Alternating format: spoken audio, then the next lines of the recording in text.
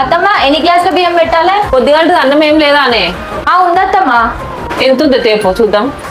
తెస్ నీకు అత్తమ్మ ఎంత ఉంది? మస్తుగానే ఉంది కదనే అన్నం మర్రిపు. సరే అత్తమ్మ.